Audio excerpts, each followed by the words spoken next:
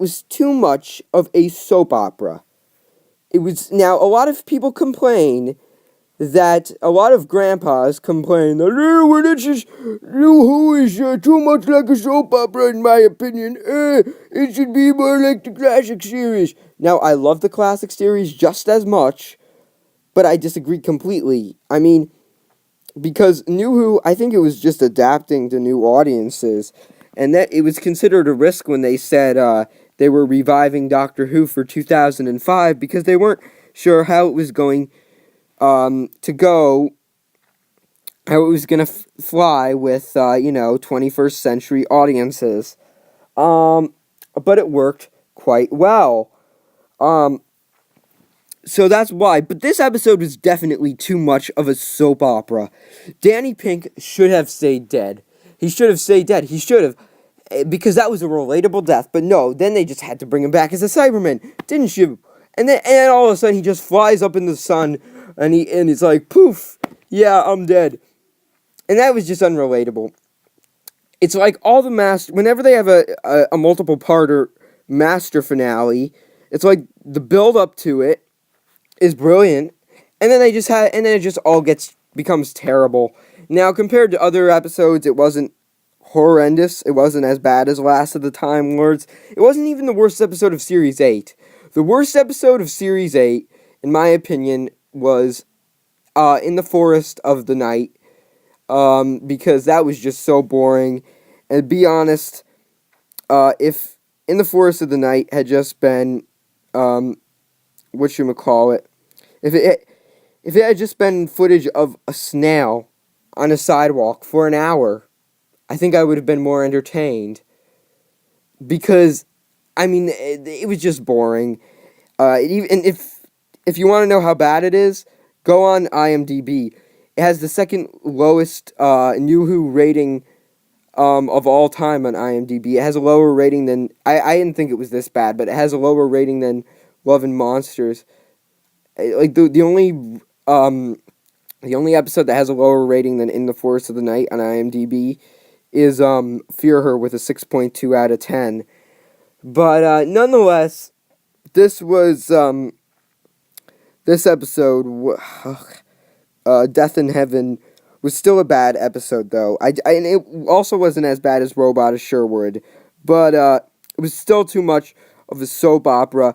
Big letdown because what I was really hoping for when I heard the Cybermen were going to be in this, and by the way, the Cybermen were done well,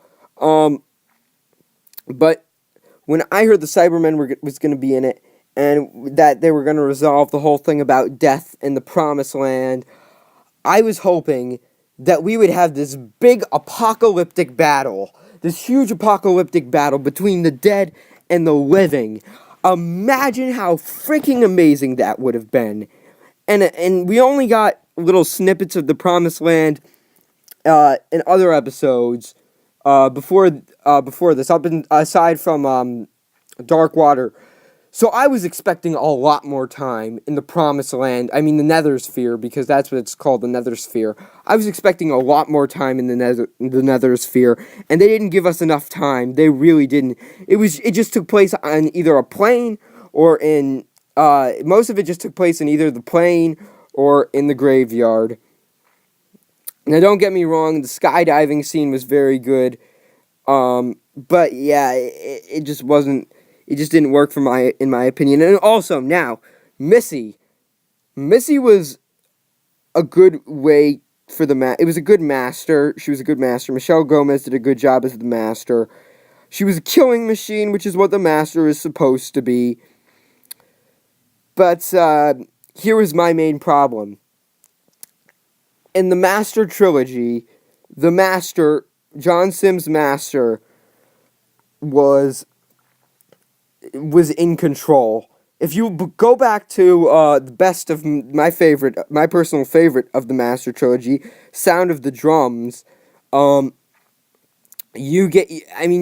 look at that. The Master is the Prime Minister of England. He's in control. He has control over... he's made the Doctor, Martha, and Jack out to look like terrorists. And he has the Doctor's TARDIS. The Doctor has nothing. It's the Doctor versus the entire country, plus the Master. That is awesome. But here we get the Missy, who is getting, she's being kidnapped in like the first 15 minutes, like immediately. And what was really stupid, Unit is the most ignorant thing. Unit is just so ignorant in this. Just so ignorant. So ignorant. They're just like, oh, yeah, let's put the Master right near where Osgood's working space is. Yeah, what in the world could possibly go wrong when you have the Master right near Osgood's working space? Oh, and we'll put her right next to the TARDIS. Yeah, right next to the TARDIS. There is nothing that could go wrong, right? I mean, really? It was just so stupid. And if this was like and I know he's supposed to, I thought it was a nice touch that the Doctor became president of the world, but still, especially with Capaldi's Doctor, but I mean still, if this was Obama, the Secret Service, if the Secret Service had to do this entire protocol with Obama, then they would have the Master on a separate plane just to make sure that Obama was safe. And now we have the President of the World, and I know the President of the World is more tactical than Obama, but still, I mean, Unit was just stupid in this episode. I mean, they were just stupid. Oh god, they were just the dumbest thing. And it's just like, oh yeah, there's only clouds above. There are only really strange clouds above, and they had gotten heads up that the Cybermen were gonna come.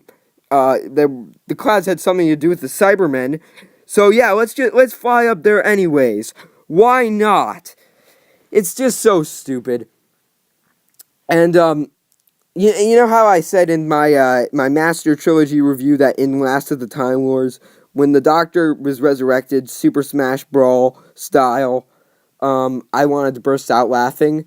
Well, guess what? I wanted to burst out laughing when when he said Clara, and then he comes out as a big ball of light. Is he supposed to be Jesus Christ? Is that what he's supposed to be? Is that seriously, legitimately, what he is supposed to be? Really? Okay, so I would give Dark Water a 10 out of 10. Death in Heaven just gets a 4 out of 10. It's just dumb. It's just bad. Thanks. So I'm out.